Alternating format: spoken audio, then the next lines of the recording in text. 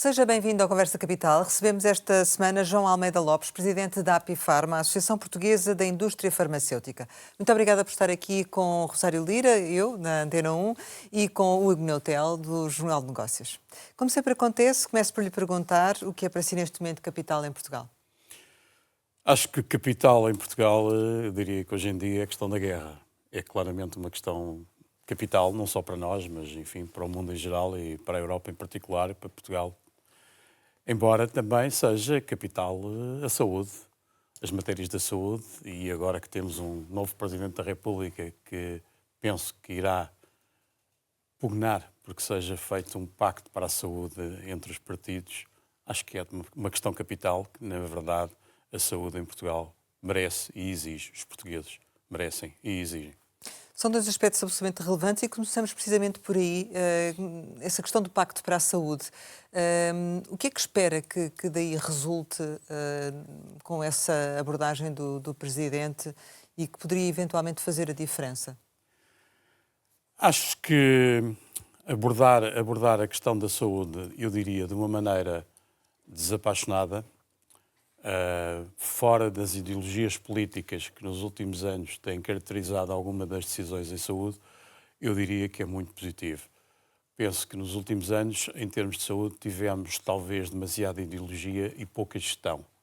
O que representa várias mudanças O que que não são representaria favoráveis. claramente um paradigma diferente, olhar de uma maneira independente, com lucidez, com lucidez que o tempo exige em termos de se tomarem decisões, sejam elas em favor mais do público ou mais do privado, ou como é que eu posso otimizar, como é que eu posso minimizar os transtornos que de alguma maneira as pessoas têm num sistema de saúde que acaba por ser, o Serviço Nacional de Saúde claramente é a coroa da glória da democracia, estamos todos de acordo com isso, mas a verdade é que nos últimos anos não temos feito muito por isso. E se tivermos em conta que estamos a envelhecer, o que é positivo, por um lado, é sinal que as pessoas vivem mais, não é? Portanto, acabam por vir a precisar mais tarde ou mais cedo de cuidados de saúde, por um lado, e por outro lado temos a questão da demografia, não é? Que nós calculamos que hoje, que nos últimos 3 anos tenham entrado alguns 600 mil novos utentes no Serviço Nacional de Saúde. E de facto nós não nos preparamos para isso. O serviço é... Portanto, tem que haver consenso político para haver uma política que seja transversal e contínua, é isso? Não nos podemos esquecer que o Serviço Nacional de Saúde é universal e tendencialmente gratuito. O que significa que, em Portugal, e bem, alguém que entra numa unidade de saúde, num hospital, num centro de saúde, ou seja onde for, tem que ser tratado. E, de facto, se eu tenho muito mais utentes, eu tenho que minimamente tentar arranjar meios para fazer face às situações, sob pena de criar alguns bloqueios e acabar por ouvir algum clamor, digamos, em termos de menos satisfação das pessoas. Como, aliás, tem vindo a acontecer. Como tem vindo a acontecer. É desta semana a notícia do aumento da inflação em Portugal para os 2,7%, em resultado da guerra no Médio Oriente e da escalada do preço dos combustíveis. Espera-se, aliás, que a inflação continue a subir. Em função desta situação, já se pode falar numa necessidade de atualização dos preços dos medicamentos em função deste valor da inflação, de modo a incorporar, no fundo, o aumento dos custos da produção, da distribuição e também da dispensa, ou não? Eu diria que isso vai acontecer mais tarde ou mais cedo.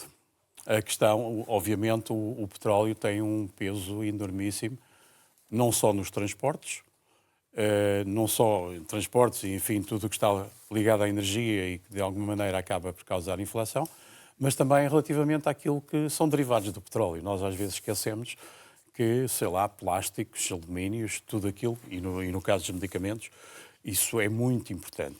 Plásticos, vidros, alumínios são coisas que, inevitavelmente, vão subir de preço. E os transportes já estão a subir.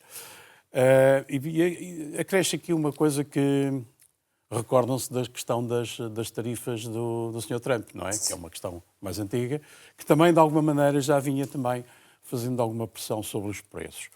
A verdade é que nós temos na Europa preços substancialmente mais baixos do que nos Estados Unidos. E isso é claramente uma realidade.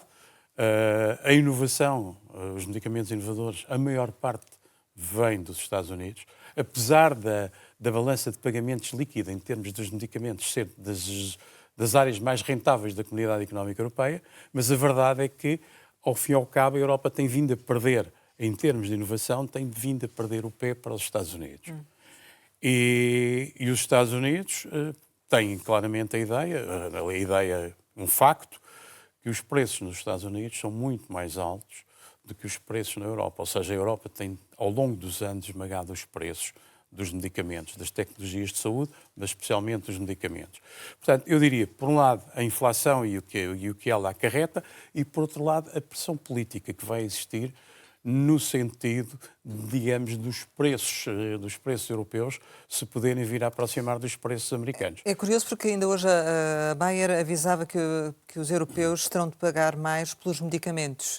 Fazia-se esse aviso. Eu diria que a médio prazo, inevitavelmente, se calhar isso vai ter que acontecer. Vai ter que haver alguma aproximação para não ficarmos atrás em termos da medicação, das tecnologias inovadoras que podem ser adotadas na Europa. Portanto, eu penso que isso é uma coisa que vai acontecer. Não será de um dia para o outro, vai haver claramente, mas há claramente um movimento nesse sentido. Aliás, repare, nós de vez em quando deparamos com desabastecimento no mercado, faltas de medicamentos. E isso tem um pouco a ver, estes desabastecimentos, basicamente derivados de uma falta de capacidade industrial que existe no mundo ocidental. E já vamos falar sobre isso em particular. Mas isto acaba Está tudo ligado, não é? Está tudo ligado, não é? Ou seja, um fabricante, digamos, mundial, que tem uma fábrica, sei lá, algures por aí numa geografia qualquer, se não for capaz de abastecer o mercado na sua totalidade, as necessidades na sua totalidade, onde é que vai faltar primeiro? Vai faltar nos sítios onde há uma maior pressão sobre os preços. Mas esta situação em concreto da inflação, já percebemos que vai ser mais uma contrariedade a acrescentar ao cenário que já existe, e esta situação poderá levar também pôr em causa a continuidade do abastecimento ou não? Ou neste momento as empresas ainda estão a conseguir acautelar estas circunstâncias resultantes dos aumentos dos custos de produção? Vamos ter que acautelar. Estamos numa área em que ao fim e ao cabo, estamos a falar da saúde das pessoas. Estamos a falar de sermos capazes de continuar a entregar medicamentos aos doentes, em última análise, e eu penso que isso não serão coisas que acontecem de repente e não acontecerá, de certeza, para todos os medicamentos ao mesmo tempo. Haverá coisas eventualmente mais críticas, coisas menos críticas.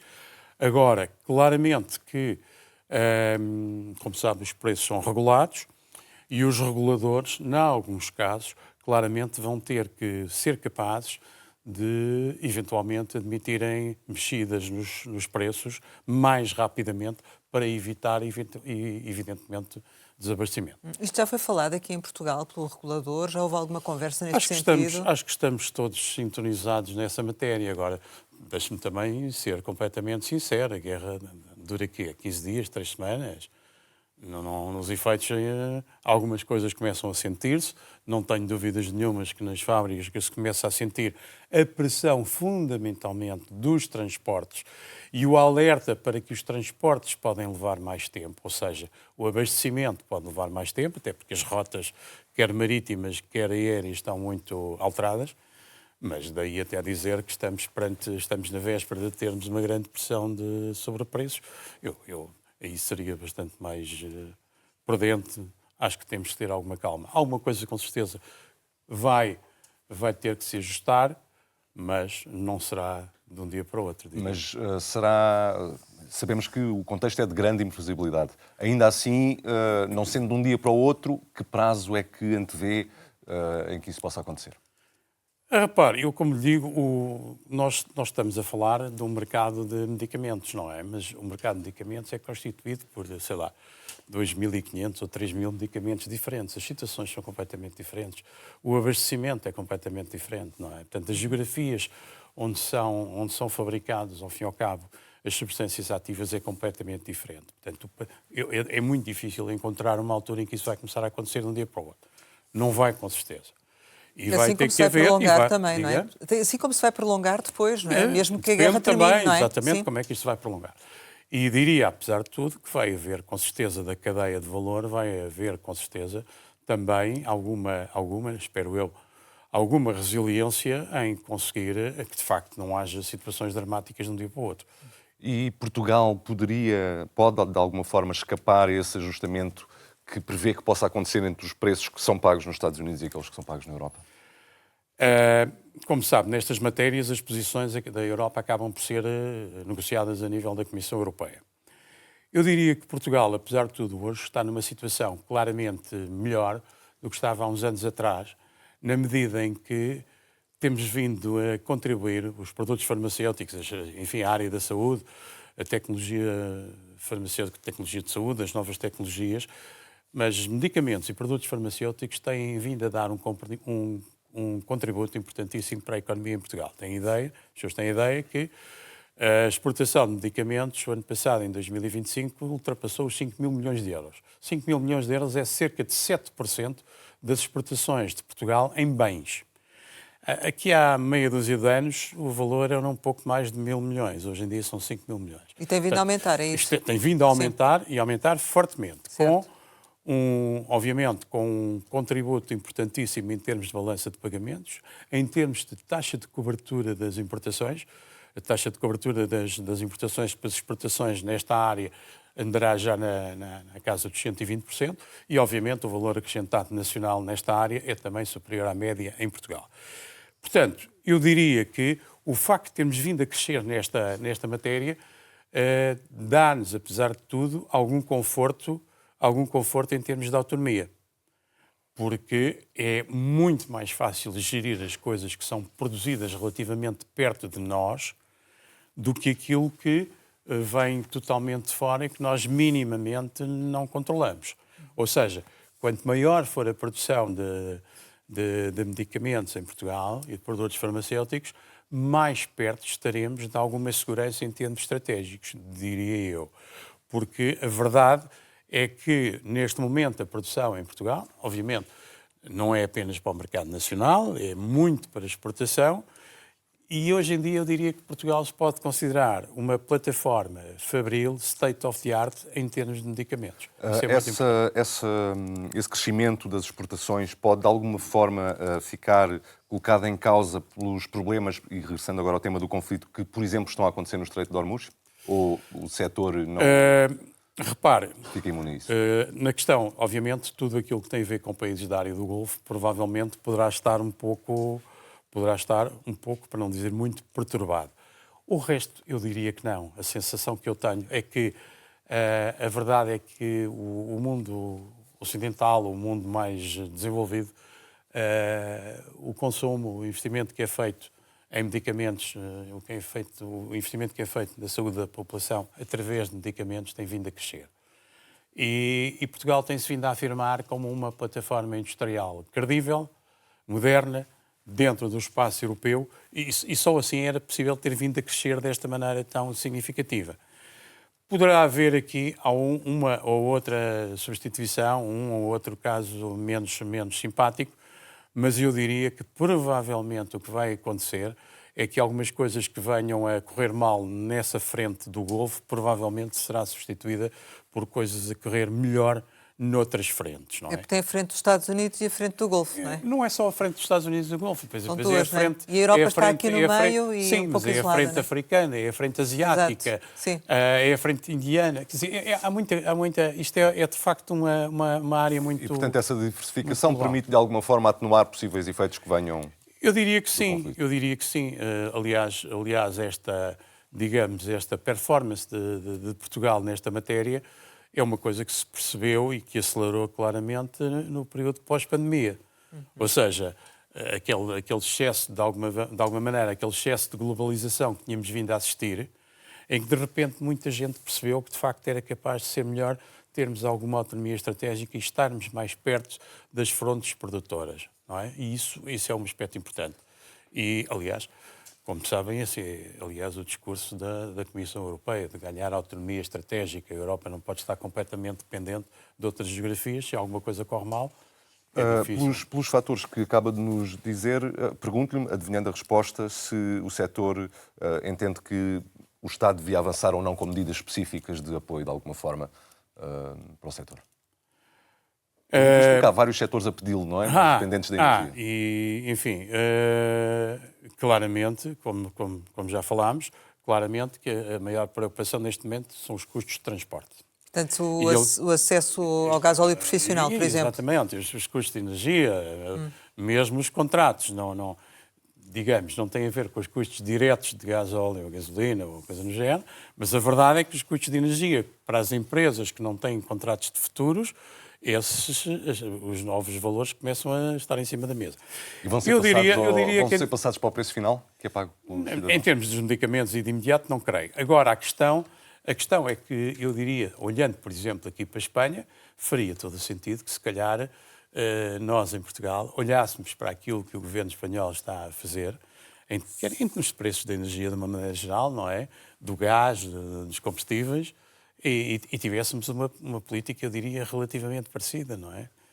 Choca-me que, sei lá, a Orla da Fronteira vai, se calhar, comprar muito mais coisas à Espanha do que comprava antigamente. Isto não faz grande sentido, não é? Certo, devia haver aqui algum equilíbrio. Mas o setor defenderia medidas como a dedução do IVA no gasóleo da distribuição farmacêutica ou, por exemplo, acesso ao gasóleo profissional por parte das empresas de distribuição?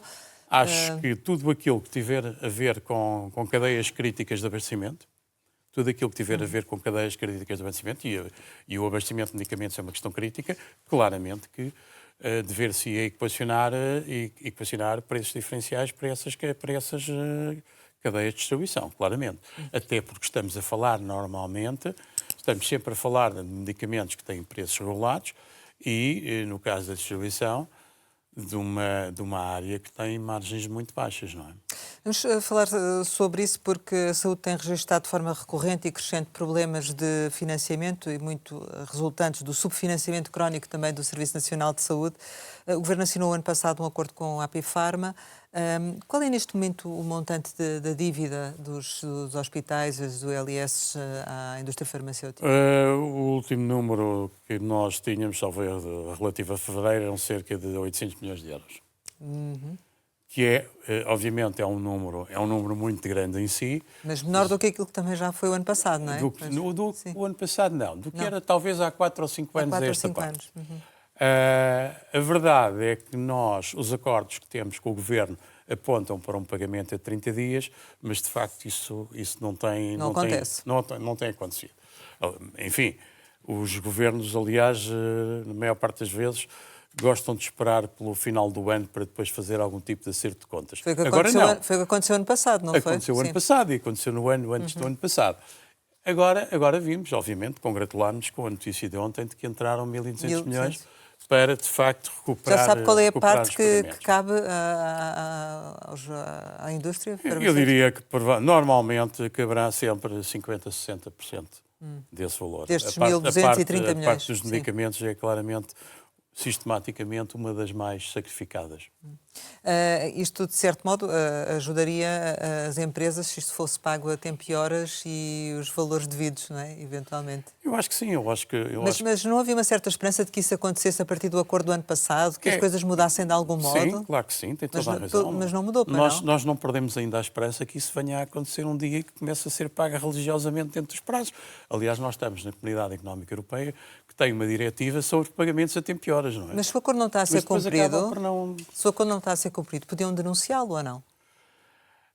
Eu acho que, apesar de tudo, isso seria complicado, não é? Denunciar os acordos é sempre complicado e, sobretudo, denunciar os acordos com os governos é mais complicado ainda. Agora, claro que vamos fazendo a nossa pressão no sentido de que as coisas possam vir a ser mais equilibradas. Mas, como dizia bem, aqui há meia dúzia de anos a situação era bastante mais dramática e, portanto, esta injeção deste montante agora há um dia ou dois é claramente um sinal muito positivo, na medida em que, por exemplo, tanto quanto me lembro, o ano passado não aconteceu nenhuma injeção tão cedo no calendário, digamos. Vocês estabeleceram, portanto, um teto máximo na despesa de medicamentos de 7%. O crescimento, sim. Sim, o crescimento, exato. O SNS teve uma despesa em medicamentos de 2.206 milhões de euros. mas depois vocês fizeram uma nota, lembrando que a compensação não era... Repare, não estava a ser divulgada, não é? É uma matéria muito complexa, porque o valor para o crescimento do investimento em medicamentos é claramente baseado no crescimento líquido. E há muitas devoluções que as empresas fazem, e as devoluções que as empresas fazem por força dos contratos assinados com o Ministério da Saúde estão a atingir anualmente cerca de, 700, 800 milhões. Portanto, são montes e montes de contratos e, portanto, as devoluções são enormes. E eu tenho que comparar valores líquidos. Portanto, só quando se for capaz, quando os auditores forem capazes de identificar de parte a parte exatamente qual é a despesa líquida, é que nós vamos ter a certeza absoluta de como é que a despesa, como é que o investimento do Serviço Nacional de Saúde cresceu em medicamentos de um ano para o outro. Mas é líquido a líquido. E, portanto, como há muitas coisas que são apanhadas ainda muito longe do cálculo líquido, aparecem algumas notícias às vezes, mas não é... a ideia que nós temos é que no final, quando o apuramento se fizer, que imagino mais um mês ou dois, vamos ter essas contas totalmente feitas e auditadas, eu penso que o investimento em saúde de Portugal terá crescido muito próximo dos 7%. Pouco mais ou pouco menos. Portanto, no fundo, assim, 2025 vai acabar com crescimento e 2026 também a perspectiva é essa? Repara, a nossa perspectiva é que tudo aquilo que tem a ver com a saúde, independentemente das suborçamentações, Pois a questão é essa, não é? Independentemente daquilo que é colocado como dotação no Orçamento Nacional de Estado para a Saúde, a verdade é que tudo isto cresce. E cresce como aquilo que falámos por aquilo que disse inicialmente. Há mais gente, as pessoas estão mais velhas, o acesso é maior, a tecnologia à disposição das pessoas, felizmente, é maior. Mas também é bom para a indústria, não é? É bom para todos nós, diria, não é? Certo. Portanto, a verdade é que alguém querer dizer que o investimento em saúde no mundo ocidental, vamos cingir-nos à Europa, vai baixar de um ano para o outro, eu diria que isso é insensato, é impossível. É impossível, a não ser que deixemos de tratar as pessoas ou comecemos a pôr limites nisto ou naquilo, que eu não vejo que Portugal esteja virado para isso, não é? Portugal, nessa matéria, é de facto, o sistema é universal, o que é, obviamente, muito positivo. E acho que enquanto formos capazes de manter o universal, somos claramente um caminho a seguir. É um sistema universal e precisa naturalmente de dotação do Orçamento do Estado, e o Orçamento para este ano, que foi aprovado no final do ano passado, prevê um corte de mais de 200 milhões em despesa com medicamentos e material clínico. Sabemos que a pergunta vem com atraso, mas pergunto-lhe se isto faz sentido e de que forma. Não faz sentido. Não faz sentido nenhum, na nossa opinião, e dissemos-lo a quem de direito na altura, em que achávamos claramente que se estava a construir um orçamento muito longe da realidade e que iria ficar muito longe daquilo que, ao fim e ao cabo, iriam ser as contas no final do ano, em 2026. Mas a verdade é que, mesmo em termos de comunicação social, olha-se sempre muito para o orçamento, mas raramente depois se olha para a conta final do Estado, não é? A conta final do Estado é que se iria ver e comparar o que é que tinha sido inscrito no orçamento e como é que a conta final acabou.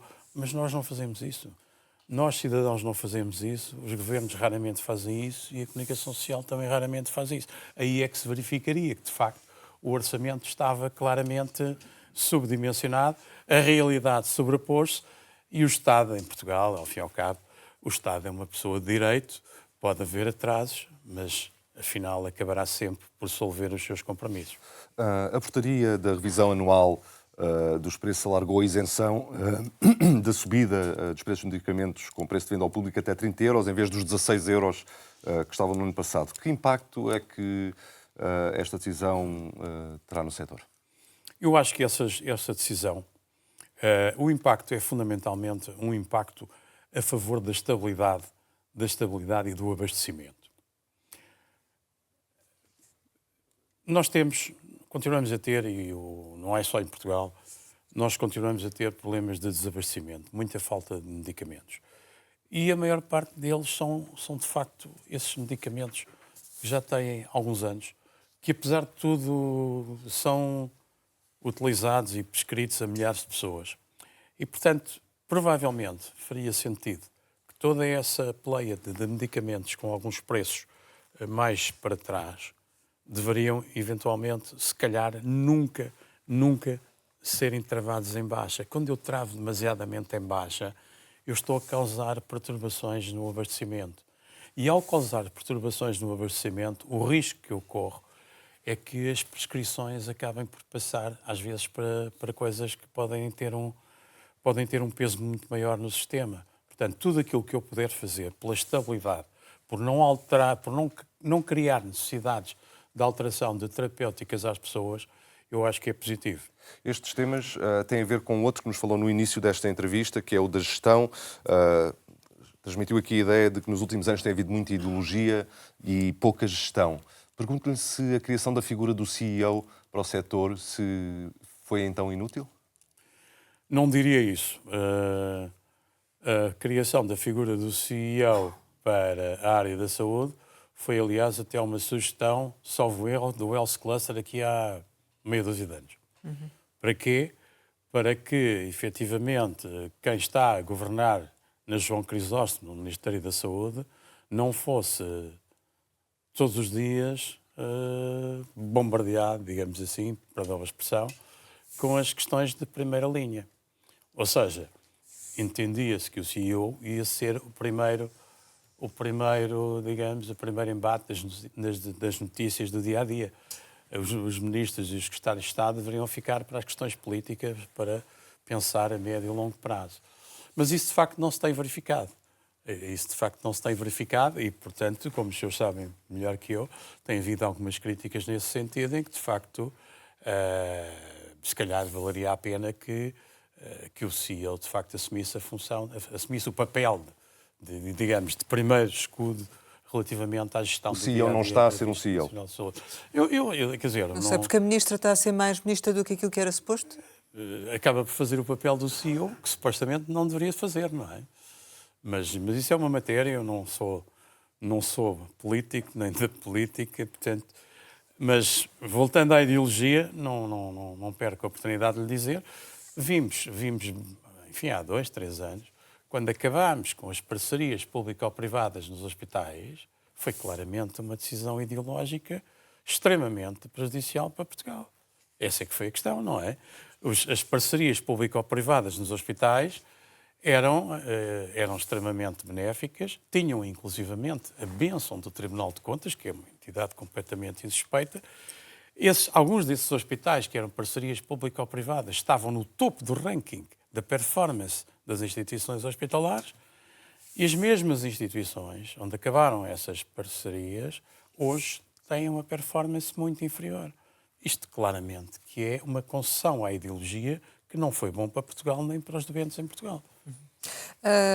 Voltando aqui à questão do estoque de medicamentos e da falta de medicamentos, já nos enunciou aqui várias circunstâncias, já falámos aqui da questão das tarifas, do Médio Oriente, mas também de como a Europa não se preparou para esta circunstância e o facto da maior parte, 2/3 das substâncias ativas serem produzidas na Ásia.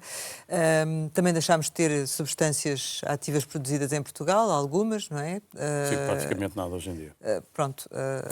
Depois somos um país pouco competitivo, que também paga mal, não é? E, portanto, feitas as contas, a situação vai agravar-se ou não? Eu espero que não, porque apesar de tudo, as autoridades, quer europeias, quer portuguesas, apesar de tudo, têm tomado uma série de medidas e têm feito uma série de contactos no sentido de racionalizar uma série de procedimentos. Identificar a lista de medicamentos críticos, pedir às empresas que, relativamente a esses medicamentos críticos, sejam capazes de ter estoques de segurança superiores ao que a economia, a conselharia. Portanto, tudo isso tem vindo a acontecer. Mas ainda assim há medicamentos em falta nas farmácias? Volta e meia acontece. Com muita frequência? Com alguma frequência. Repare, depois o problema é também, eu diria, tem muito a ver com geografia, não é? Portanto, se estiver algures perto da fronteira, numa terriola qualquer, se calhar pode-lhe acontecer estar perante uma falha de abastecimento. Em Lisboa ou no Porto, ou em Coimbra, eu diria que com relativa facilidade os doentes, ao fim e ao cabo, acabam por conseguir resolver a situação. E as próprias farmácias, que de alguma maneira, e os armazenistas, que de alguma maneira acabam por estar fisicamente mais próximos, conseguem resolver essas situações. Agora, independentemente de poder sempre haver, e volta e meia acontece, um determinado e específico produto, houve um problema qualquer numa unidade fabril e aquilo levou a que, de facto, depois tivemos 15 dias, um mês sem um determinado produto.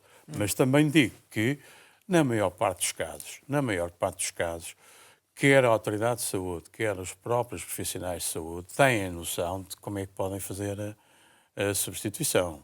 Portanto, eu quero crer, apesar de tudo, mas essa pergunta terá que ser feita, se calhar, mais à área do retalho farmacêutico e da distribuição. Eu quero crer, apesar de tudo, que há hoje menos falhas do que havia aqui há uns anos. Mas a reexportação também é um problema, não é? Ou seja... Essa mesma reexportação, que obviamente tem origem no diferenciamento de preços, mesmo essa reexportação, hoje em dia, eu diria que é objeto de uma análise mais cuidada por parte dos reguladores. Exatamente. E, portanto, há alguns travões. Haverá sempre, os mercados acabam sempre por fazer qualquer coisa que às vezes nem é menos claro, mas não. Eu acho que há menos reexportação hoje. Certo. E de certo modo também, do seu ponto de vista, os concursos também deviam de ser mais rápidos, mais céleres, enfim, para as aquisições poderem ser feitas com mais rapidez. Repare, tudo o que eu possa fazer para que o abastecimento das unidades de saúde seja feito a tempo e horas, seja feito em condições e que o procurement delas próprias seja bem feito em termos técnicos, eu estou a contribuir para a otimização e para a racionalização do funcionamento das instituições. Em última análise, estou a contribuir para a melhoria da qualidade de vida e do acesso dos doentes. Mas há uma dependência cada vez maior também de um único fornecedor, porque neste momento temos muitas substâncias ativas que só determinado fornecedor é que as disponibiliza ou não. Ou seja, o mercado também está diferente em função destas dificuldades que tem havido de abastecimento, ou não? Não? Não diria isso, repara. Não diria isso. Nós temos, obviamente, os mercados, e o mercado dos medicamentos não é uma exceção, vamos assistindo claramente a evoluções. E hoje em dia temos muitos produtos de biotecnologia, sei lá, que não tínhamos há 10 ou 20 anos. Claro. Mas eu diria, sei lá, o número de operadores, o número de empresas não tem diminuído, não tenho visto uma grande concentração. Por aí eu acho que isso não é visível. Não é visível. Mas em que medida, como é que o setor está a caminhar para também fazer face a estas situações da falta de medicamentos? Ou seja, que mudanças é que podiam efetivamente acontecer, nomeadamente em termos de produção, para isto...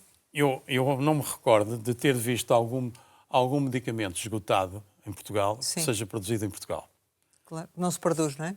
Agora, repare, e por isso lhe digo que, ao aumentarmos a nossa capacidade de produção, o país ser cada vez mais autossuficiente em termos de medicamentos, cada vez estaremos a contribuir para que haja menos... Mas essa é a estratégia do setor ou é a estratégia do governo? Eu diria que o governo tem que ter essas estratégias no sentido de ser interessante para as empresas, de facto, fazerem investimentos industriais em Portugal. Tem, claramente. Tem vindo a acontecer. Os acordos que temos assinado com o governo, com este governo, nomeadamente, e com o anterior, têm sido acordos que claramente privilegiam o investimento em Portugal. Claramente privilegiam o investimento em Portugal e que tornam atrativos, digamos, são atrativos para os acordos são atrativos para as empresas que fazem investimentos em Portugal.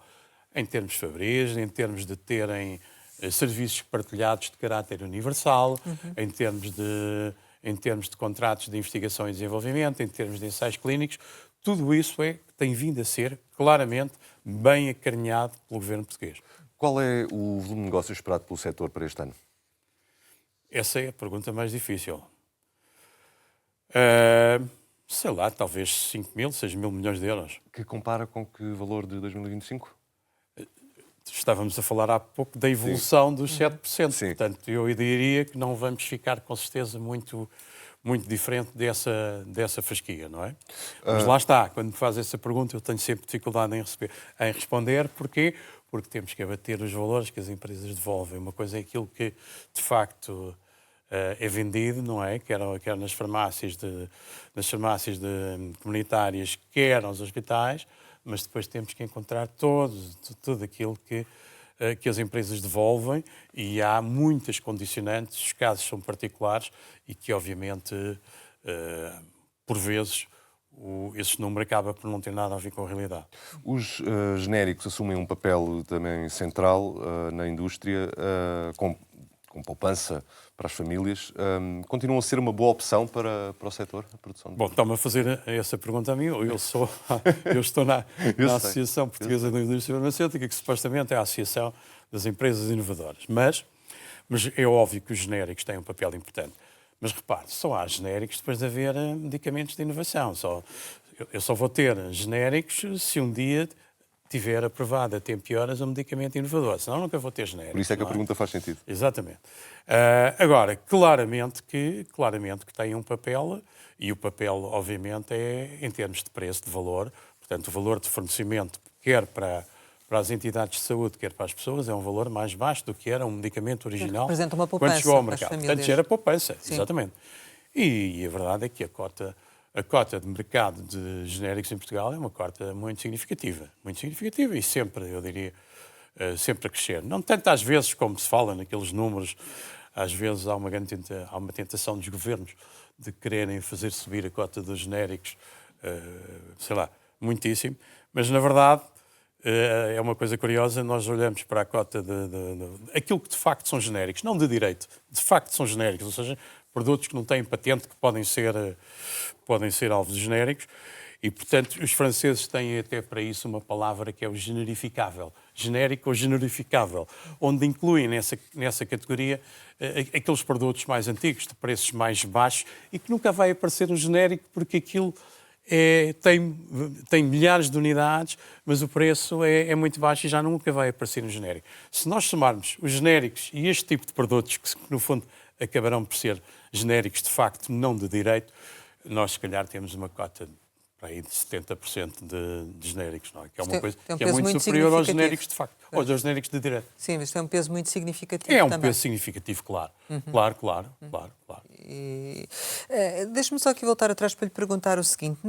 No âmbito daquele acordo que foi assinado com o Estado o ano passado, havia a criação de uma comissão conjunta para ir acompanhando. Comissão de acompanhamento. E está a funcionar? Claro. Claro. E é aí que vocês vão podendo efetivamente com mostrar as vossas preocupações? Sim, como em qualquer contrato, há sempre questões às vezes mais duvidosas e portanto, digamos que Como por exemplo?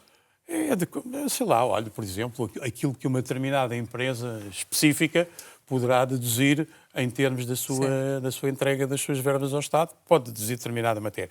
Há questões que às vezes não ficaram completamente claras, no articulado, e é a comissão, digamos, entre os técnicos do Infarmed, do Ministério da Economia, do Ministério das Finanças e os nossos técnicos da Apifarma, que encontram uma solução que seja fair para ambos lados. Relativamente aos medicamentos inovadores, sabemos que essas inovações vêm sobretudo dos Estados Unidos, da Ásia, da Índia.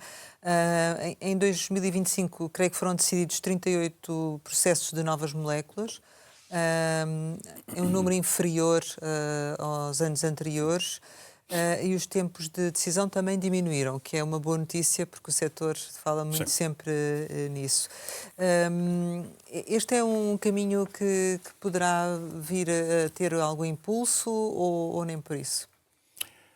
Repare, o número de substâncias aprovadas pelo regulador em Portugal tem muito a ver, obviamente, com o número de dossiês que são submetidos, que não tem muito a ver com o calendário, não é? Quer dizer, poderá haver, se estivermos a falar de uma determinada patologia em que de repente aparecem meia dúzia de medicamentos para essa patologia, eu dou logo um impulso muito grande ao número de dossiês que deposito na autoridade reguladora.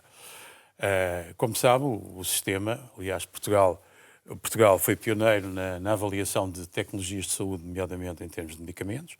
A própria União Europeia está hoje a copiar algumas das ideias que Portugal já defende, sei lá, há 20 ou 30 anos. O sistema é muito rigoroso e eu diria que hoje em dia tudo aquilo que é posto em cima da mesa para ser analisado é hoje muito mais sofisticado e complexo do que era há 10 ou 20 anos. Não é? Pode demorar mais tempo por isso, não é? Pode demorar mais tempo, pode haver ainda mais perguntas a fazer. Às vezes a matéria é complexa, mas eu não quereria ter uma ideia sobre aprovámos mais ou menos, foram aprovados mais ou menos financiamentos. Depende das circunstâncias. Depende das circunstâncias. A verdade é que, no final do dia, o sistema, a entidade reguladora em Portugal, aprova novos medicamentos inovadores, trazendo um valor acrescentado para a patologia em causa, Certo. ou seja, vem dar um passo positivo numa necessidade médica não satisfeita, ou então só aprova por minimização de preço.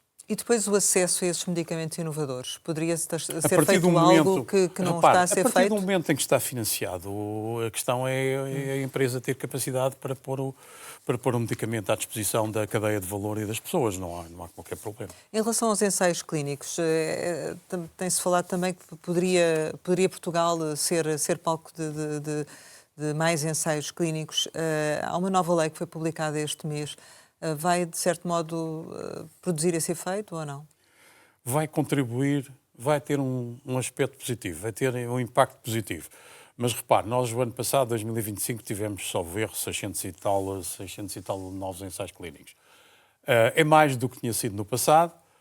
É o ideal? Não. É claramente uma área em que nós, enquanto Portugal poderíamos ter-nos empenhado há uns anos a esta parte. Nós fazemos, salvo erro, tantos ensaios clínicos em Portugal como faz um hospital ali em Barcelona, não é? Portanto, mas viraram-se para focaram-se naquilo, criaram as condições para aquilo e claramente, o hospital é praticamente financiado pelos ensaios clínicos, não é? Porque os ensaios clínicos são totalmente financiados pela indústria farmacêutica. Eu diria que 90% ou mais dos ensaios clínicos são financiados pela indústria farmacêutica. Portanto, podemos fazer mais? Podemos. Está hoje, quer com a lei, quer com uma série de alterações que foram feitas ao longo dos anos, está hoje claramente o ensaio clínico muito mais simplificado, a que não é alheio, por um lado, os responsáveis do Ministério da Saúde sensíveis para estas matérias, que é muito importante. Anos houve em que os responsáveis da saúde eram muito pouco sensíveis às questões dos ensaios clínicos e uma das coisas, por exemplo, que é importantíssima, que é a comissão de como é que se diz, de ética, a comissão de ética que tem que aprovar os ensaios clínicos. Exato. Anos houve em que as comissões de ética achavam perfeitamente, sei lá, levantavam as maiores das absurdo. dúvidas. Hoje em dia temos uma comissão de ética muito aberta. Aliás, os prazos hoje em dia estão definidos pela Europa e, portanto, de alguma maneira, tudo isto acaba por funcionar mais ou menos ao mesmo compasso. O que é que era preciso? Era preciso que, de facto, fôssemos capazes de ser ainda mais rápidos do que aquilo que a Europa nos impõe, não é? Para sermos mais competitivos. Certo. Mas já foi muito pior. Muito pior. Deixa-me só dizer. Diga. E, obviamente, às vezes as pessoas esquecem-se. Para os doentes isto é fabuloso, não é? Porque a hipótese de um doente tem uma complicação, uma coisa de facto complicada e potencialmente de desfecho fatal.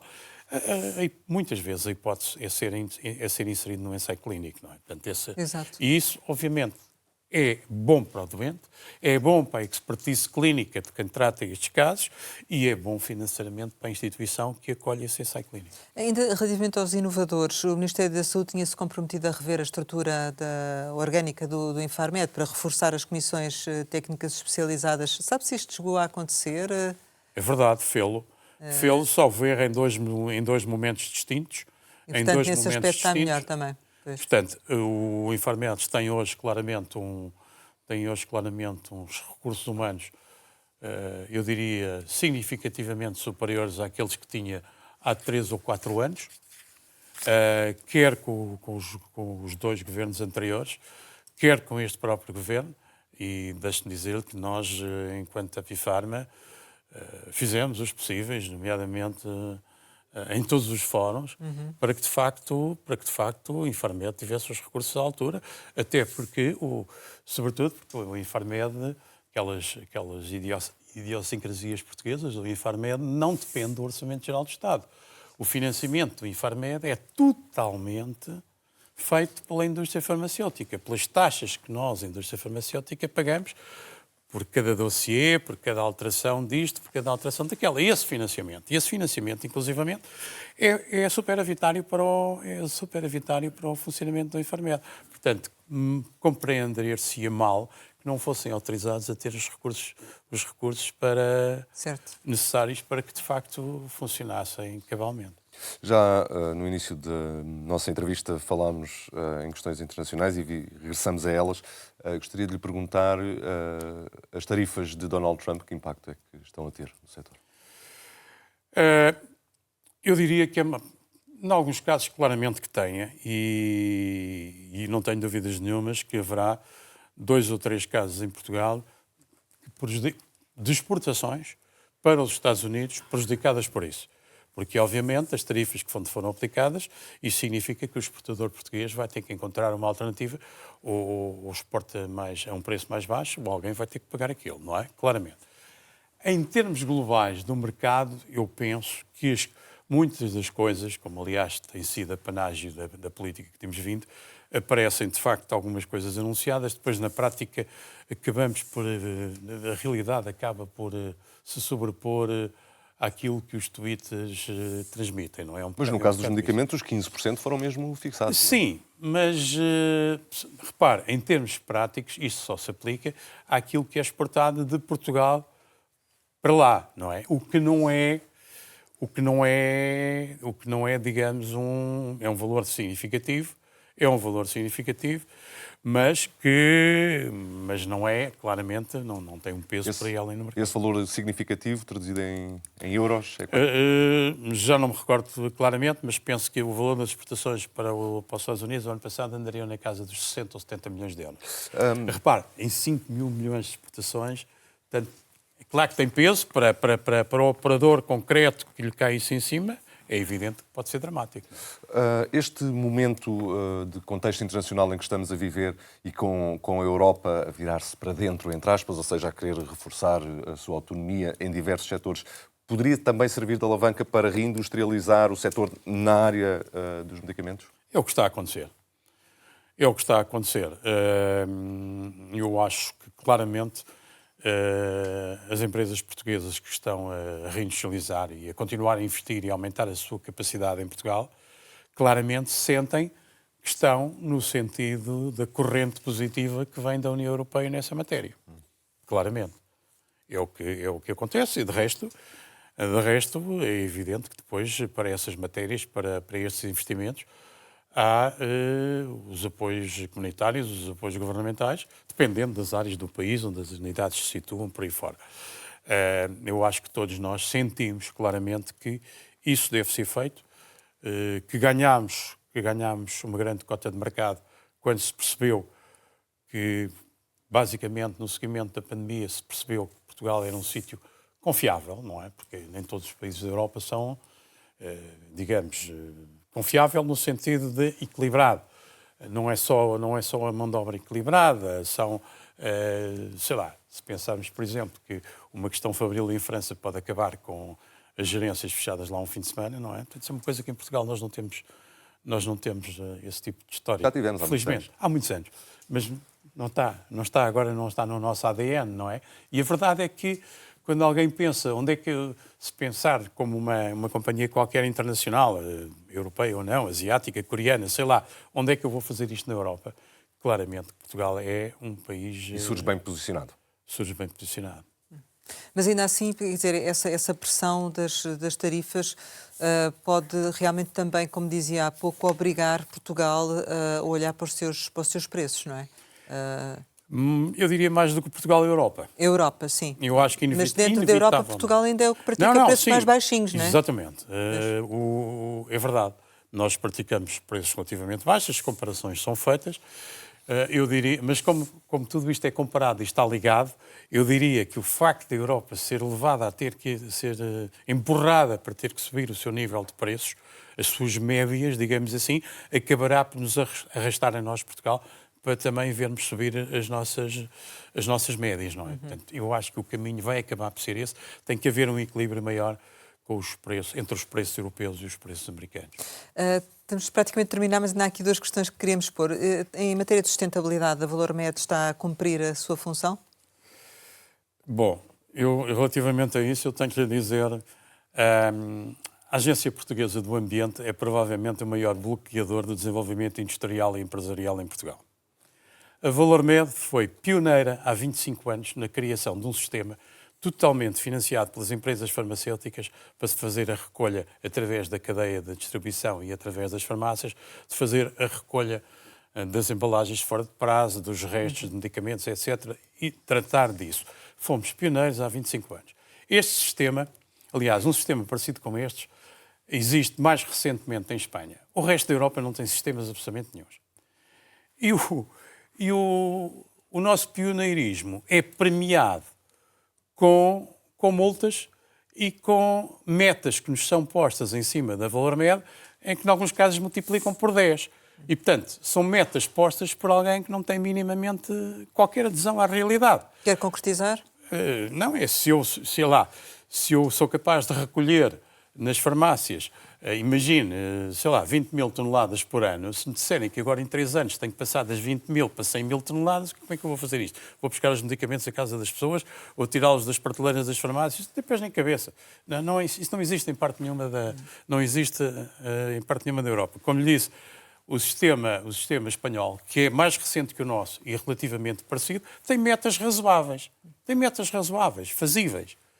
E, portanto, a tirar para cima da indústria metas que não são fazíveis, o que vai levar é que provavelmente estamos a equacionar entre nós entregar a Valor Med ao Governo, a quem o Governo entender, porque isto de facto assim não vai conseguir funcionar. Ou seja, vocês também, de certo modo, neste momento, os custos que já têm com este processo têm equilíbrio ou não?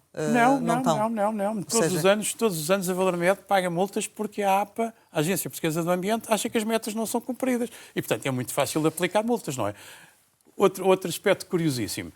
Nós, no seguimento da política que tivemos na Valor Med, de acordo com a cadeia de valor do medicamento, fizemos uma proposta à agência para uma nova, É isso que eu lhe ia perguntar, não é? Uma nova via verde a que chamámos de verde, que é o quê? Os medicamentos mudaram muito. Hoje temos muitas coisas que são lancetas, diagnósticos que é preciso picar, canetas de alta, como é que se diz? Canetas de injetar. Certo. Portanto, tudo isso as pessoas levam para casa e depois têm que se desfazer daquilo quando aquilo está vazio. Propusemos há 5 anos, nós chamamos a isto os cortoperforantes. Propusemos uma instituição que tratava disto e que nós financiávamos, de acordo com a história, a mesma filosofia da Valor Med. Conforme se for uma agulha, se for uma seringa, se for uma lâmina, engendramos uma tabela de preços, vamos tratar de recolher isto como fazemos nas farmácias. Apresentámos há 5 anos. Levaram 5 anos a analisar o nosso caderno de encargos sobre esta matéria. Mas agora vai avançar, ou não? Não, ia avançar. Já não vai avançar porque a semana passada foi-nos enviada a licença e a licença que se cingia exclusivamente a medicamentos para uso humano, que era do que estávamos a falar, enviaram-nos uma licença que inclui também medicamentos veterinários e a recolha nas clínicas veterinárias, que são 1.600 em Portugal. Mas, olha, vão ficar com a licença, não é? Portanto, nós não vamos sequer pegar nisto, porque isto é de facto... Tenho dificuldade em qualificar. Portanto, de facto, não temos os pés assentes na terra. Temos uma Europa que se quer reindustrializar, que quer fazer mais coisas, e depois temos agências que não têm qualquer adesão à realidade e que só levantam obstáculos a quem quer investir. Não faz sentido absolutamente nenhum. Já promoveram alguma reunião com o Governo para resolver esta situação? Estamos a promover. Sim. Porque, de facto, é uma pena, mas, de facto, mas, pelo visto, não obteve ainda nenhuma resposta aceitável. Isto é muito recente. Muito recente. Depois de 5 anos de dossiê em cima da mesa, recebemos a semana passada. Certo, mas em não relação era ao- o caderno de encargos que tínhamos apresentado, era outro. Em relação à Valor Med, também tudo se mantém, não houve alterações, o Governo não alterou nada. Não, alterou as metas, não é? Alterou as metas, Alterou as certo. metas, multiplicou as metas por 5, por 10, por aquilo que lhes apeteceu. Não vai ser Mas possível. vocês não foram ouvidos nisso ou Não, pronunciaram-se nós dissemos- contra? Não, nós dissemos várias vezes. Mas não foram ouvidos? Não, conversas tínhamos, mas repare, Mas não tem uma coisa é ter uma capacidade, conversa, pois, outra coisa é que alguém o esteja a ouvir e atenda ao seu argumento, não é? Porque senão... Uma última questão que lhe queria pôr tem a ver com a reserva estratégica e eu queria saber só com o susto do Covid se alguma coisa mudou ou não. Muitas coisas mudaram, claramente. Em relação a esta matéria da reserva estratégica. Sim, a Sim. reserva estratégica, repare, a reserva estratégica tem hoje, sobretudo, porque está muito ligada também aos medicamentos críticos, portanto, reservas estratégicas significa que eu tenho que ter estoques de coisas Exato. que podem faltar. Portanto, penso que nós estamos a acompanhar as reuniões com o Ministério da Saúde sobre essa matéria. Nós defendemos, às vezes, uma posição talvez ligeiramente diferente. Acho que há... Nós Na temos reserva uma renovação estratégica- dos estoques, não é? Na Sim, reserva sim. estratégica há que definir duas coisas. As coisas que nós temos que ter guardadas, mas esperamos que não sejam precisas. Sei lá, medicamentos para um ataque atómico, medicamentos para uma cobra venenosa que nunca ninguém encontrou. Portanto, eu tenho que ter essas coisas, mas espero que aquilo nunca vá ser utilizado. E nestes casos o Estado tem que comprar aquilo e guardar no Ministério da Saúde, no SUS, no laboratório militar, onde quiser. Tudo o que seja da reserva estratégica, mas que seja consumido no dia-a-dia, a reserva estratégica deve ser pedida às empresas, não é? Eu tenho um estoque, sei lá, de 1000 embalagens, pedem para ter, em vez de ter um estoque de 1000, eu tenho que ter sempre um estoque de 2000, com prazos de validade válidos, digamos, em que o Estado em 2 horas vai lá buscar ou diz, vai pôr ali, não é? É isso que faz sentido, não é? Que é para eu nunca desperdiço nada, os estoques Certo. vão sempre rodando. Ou seja, existe a reserva estratégica, mas não nesse sentido Não, em ela que... existe Pronto. e eu tenho uma certa esperança que vai acabar por funcionar desta maneira. Muito bem. Para concluir, eu gostava de saber qual é a avaliação que faz até agora da atuação da Ministra da Saúde, em função até do facto de ela ter sido subejamente criticada por algumas opções que tem tomado e outras que não tem Poxa, tomado. não leva mal, mas eu não vou criticar a Sra. Ministra. Não, pode-se criticar Eu acho- positivamente ou negativamente. Não vou fazer qualquer comentário. Eu direi apenas que No que se refere da ao ideia setor. que eu tenho disto é que se há cargo que seja complexo, complicadíssimo, é a saúde. A saúde é, de facto, quer em termos de Mas dinheiro tem existido envolvido... diálogo com a Ministra? Diga? Tem existido diálogo com a Ministra? Claro, sim. Sim. E receptividade às vossas propostas? Algumas sim, outras não. Mas isso é sempre assim, é da vida. Certo. Mas nada que comprometa-o?